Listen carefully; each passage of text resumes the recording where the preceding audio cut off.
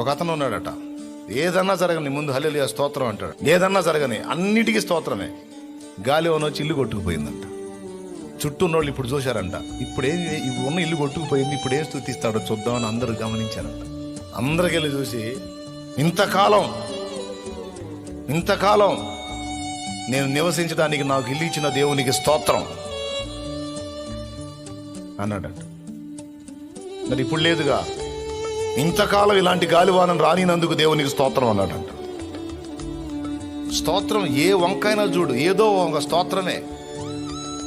గొప్ప నష్టం కలిగింది కదంటే, ఈ నష్టం వెనక కూడా ఆయన చేయబోతున్న బలమైన కార్యం కోసం స్తోత్రం అన్నాడు.